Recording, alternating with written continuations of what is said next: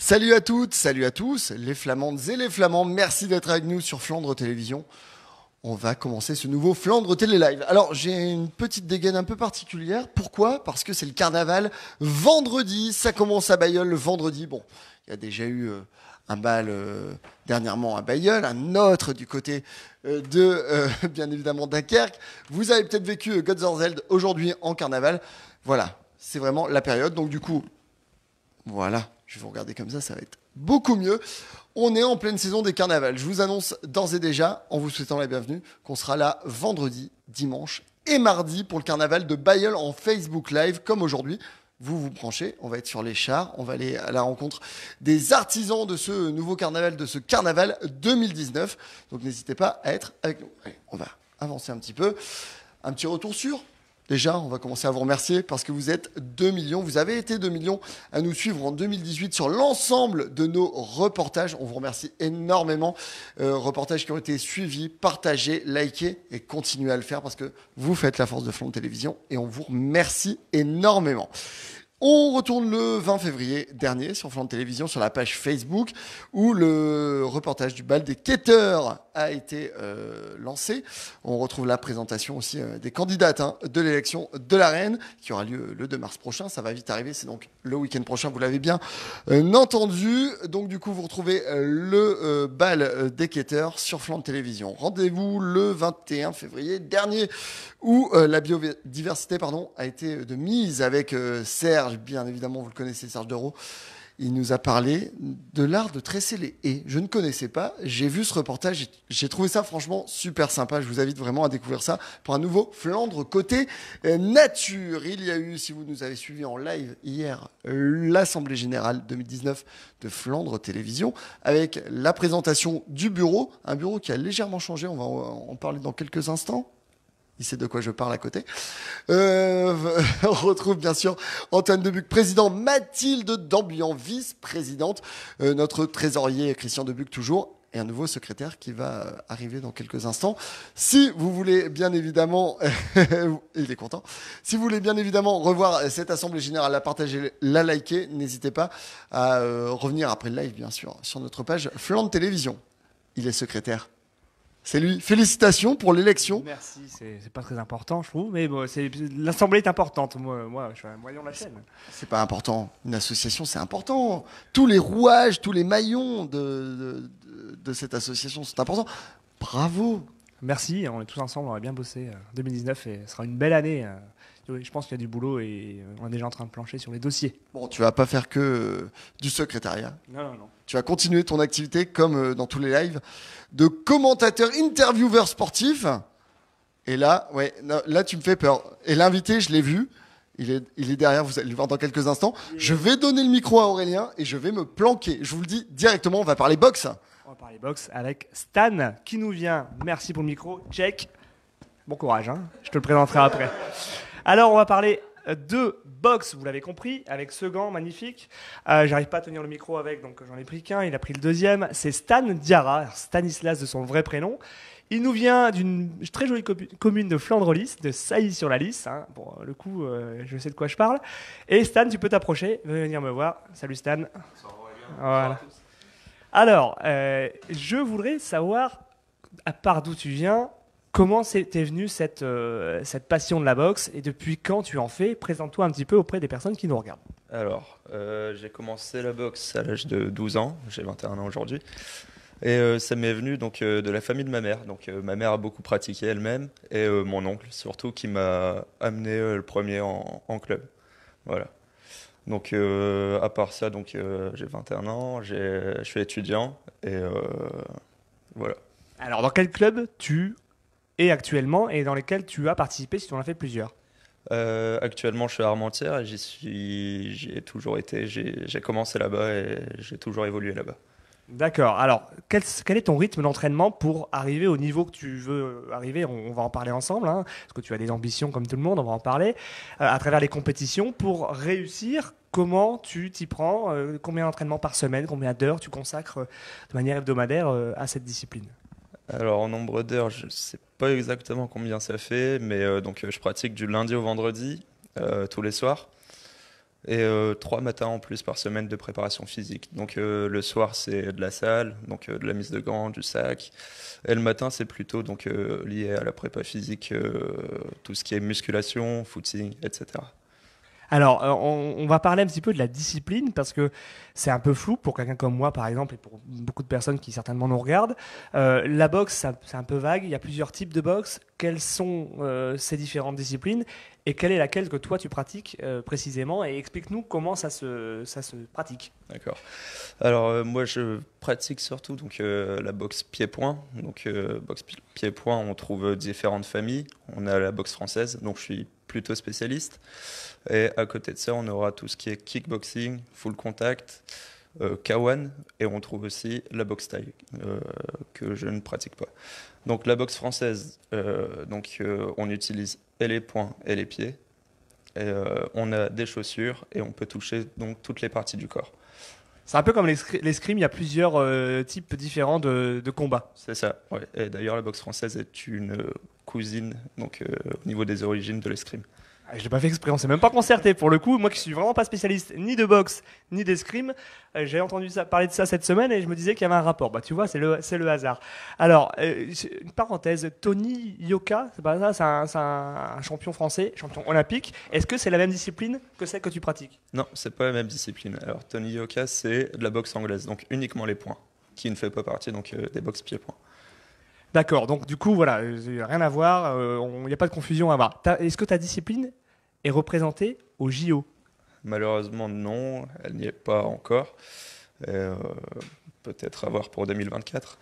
À suivre. Alors, il y a eu je les ai pas en tête, mais il y a eu des disciplines qui ont été choisies pour se rajouter aux déjà existantes. Je ne sais pas si elles font partie. On creusera pour le savoir. Je te le souhaite parce que on va parler de ton palmarès et tes ambitions. Quels sont les titres, hein, modestement, que tu peux nous expliquer avoir remporté depuis l'âge de tes 12 ans? Alors, depuis l'âge de mes 12 ans, donc d'abord j'ai participé donc au championnat de France jeune. Donc le championnat de France qui a lieu avant l'âge de 17 ans. J'ai remporté le titre de champion de France et j'ai pu intégrer donc l'équipe de France jeune et remporter le titre de champion d'Europe jeune. Ensuite, C'est en quelle année ça, le champion d'Europe? en 2014.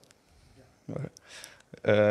J'ai ensuite intégré donc la catégorie junior où j'ai été champion de France espoir en junior, vice-champion de France junior et champion d'Europe junior. Eh ben, félicitations, je connaissais pas ton palmarès, hein. J'avais dit que je gardais un petit peu de suspense, même pour moi, parce que je voulais pas savoir les réponses avant. On avait quelqu'un d'un bon niveau. Alors, qu'est-ce que tu peux encore espérer après avoir déjà gagné tout ça et avec seulement, j'ai envie de dire, 9 ans de carrière, qu'est-ce que tu peux encore entrevoir? Donc cette saison, j'intègre donc le championnat de France Elite A, donc qui est le plus gros niveau en boxe française. Et j'espère pouvoir avoir le titre national. Alors là, les dates à venir par rapport à ce niveau Elite A, quel est ton programme là sur les 6 mois peut-être à venir pour atteindre tes objectifs? Alors donc j'avais préparé déjà tout au long du début de saison le tournoi qualificatif qui a eu lieu donc le week-end dernier justement. Et j'ai pu me qualifier en sortant premier donc de ma poule et me qualifier pour les demi-finales qui auront lieu en mars, le 23 mars. Et à quel endroit? À Quetigny, près de Dijon. D'accord, donc ça fait les 2 longs déplacements pour ça. Donc on va pouvoir te suivre au mois de mars à distance pour déjà te souhaiter bonne chance pour tout ça. Un petit mot sur ton club d'Armentières, donc pas très loin d'ici. Tes entraîneurs, tes partenaires, est-ce que tu as un petit mot à leur donner par rapport à ton parcours? Oui, donc déjà c'est le club, comme j'ai dit, dans lequel j'ai toujours pratiqué, où j'ai commencé, où j'ai toujours été encadré donc, par 3 entraîneurs principalement. C'était Kamel Mayouf, Smaël Mayouf et Lionel Giroroux qui m'ont encadré et amené à ce niveau et qui continuent à m'accompagner là-dedans. Et aussi avec des partenaires d'entraînement de qualité qui me permettent de progresser de saison en saison. D'accord. Alors, au niveau des dates à venir, tes entraînements reprennent quand là? C'est cette semaine? C'est la semaine prochaine?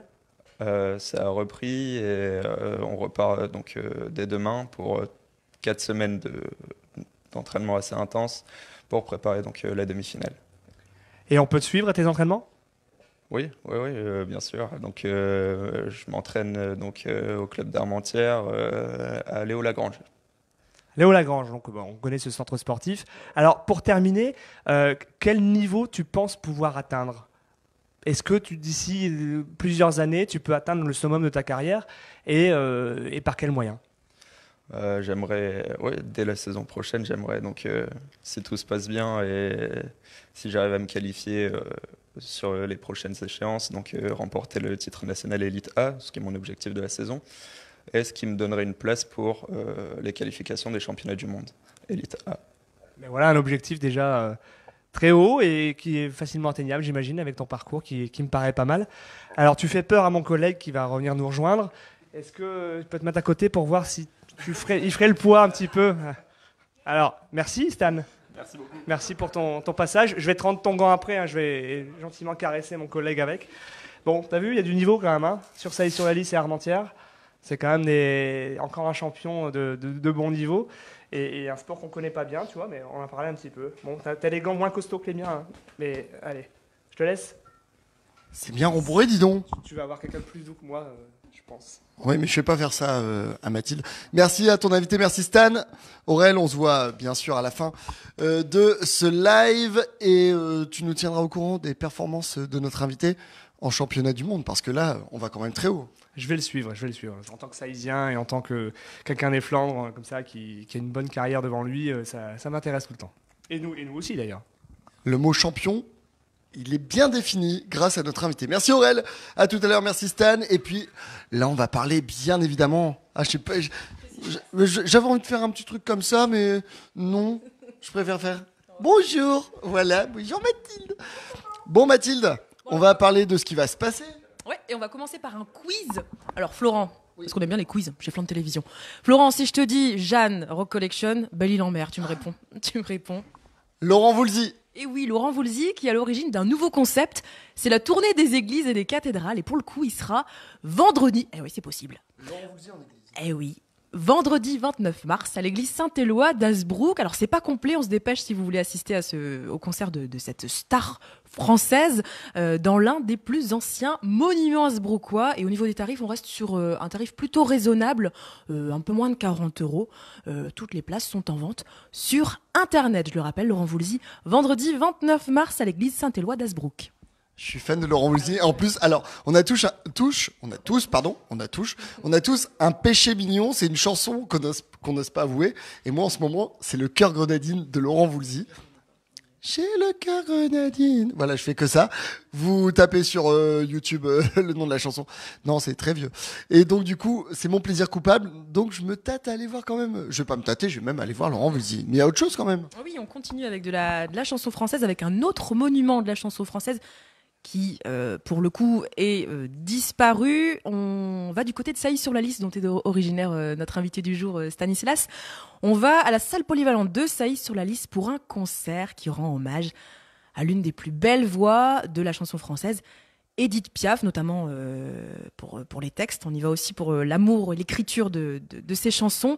C'est une chanteuse qui s'y colle. Elle s'appelle Marielle et elle vous donne rendez-vous le 29 mars à 20h pour un concert. Alors, si vous êtes résident de la communauté de communes de Flandre-Lys, vous êtes un petit vénard parce que vous n'allez payer que 1 € pour assister à ce concert. C'est plutôt intéressant. C'est gratuit pour les moins de 12 ans et les extérieurs paient une somme qui est relativement faible, 10 €. La réservation se fait auprès de la Maison pour tous. Toutes les infos, www.tourisme-flandrelys.fr. Et allez-y parce que vous ne regretterez rien, je vous le dis tout de suite. Ouais, c'est pas la meilleure imitation que j'ai faite, hein. Je préfère faire du Laurent Voulzy, moi je vous le dis tout de suite. Qu'est-ce qui se passe encore? Ah oui, et elle prépare bien ses émissions parce qu'il y a encore beaucoup de choses en Flandre. Oui, surtout à Sailly-sur-la-Lys. Je sais pas ce que j'aime bien cette ville. En fait, quand j'ai fait mes investigations, je me suis rendu compte qu'il y avait pas mal de choses qui se tramaient de ce côté-là, dont un café à thème sur le sujet métier de facteur et l'histoire de Sailly-sur-la-Lys dans les années 50. Alors, si vous ne savez pas quoi faire de votre mercredi 27 février à 15h, si vous avez envie d'en savoir un peu plus sur la ville, si vous êtes curieux à son sujet, je vous invite à y aller parce que ce sera raconté par quelqu'un qui connaît la ville. Voilà, ça se passera au café L'Escale du Bac et l'entrée est gratuite. En plus, quand c'est gratuit, on savoure encore plus. Oui, tout à fait. Bon alors, ça y est sur la liste encore pour le prochain événement, On va non? parler d'un sujet universel, un sujet qui nous concerne tous, de près ou de loin, une question à laquelle on a tous été confrontés un jour, peut-être encore aujourd'hui, c'est le bonheur. Alors c'est compliqué à savoir, on ne sait pas quand il est là, on ne sait pas s'il s'agit du bonheur exactement, si c'est de la joie, enfin bon, on pourrait tergiverser pendant des heures et des heures.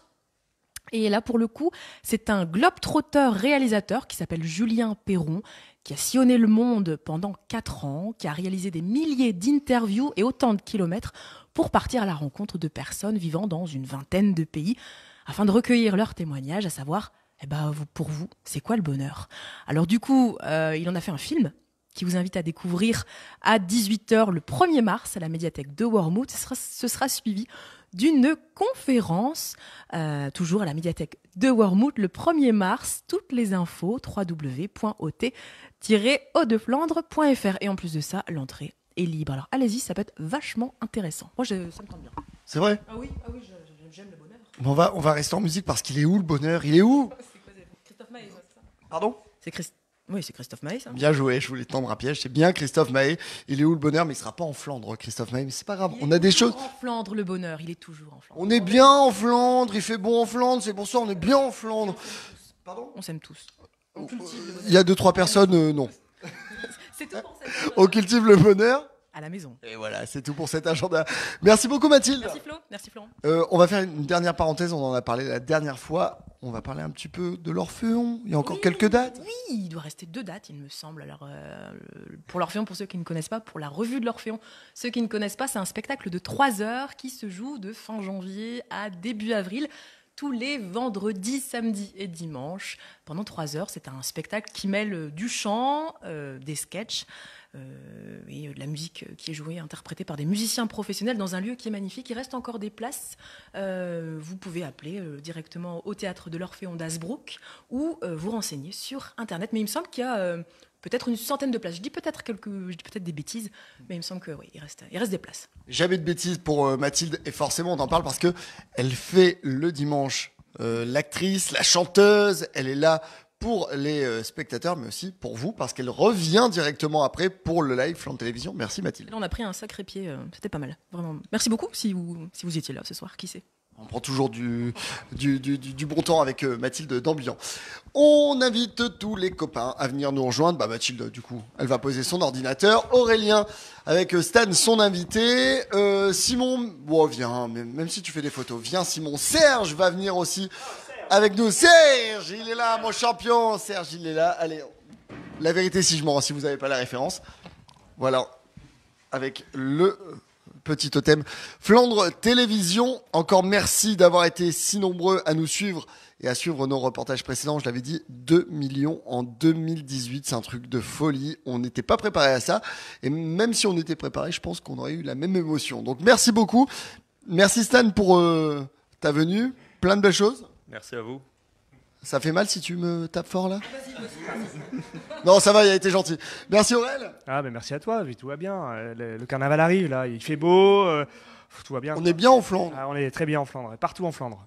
C'est pour ça que j'ai gardé les mitaines, vous les voyez, le petit foulard, voilà. On va se maquiller la semaine prochaine.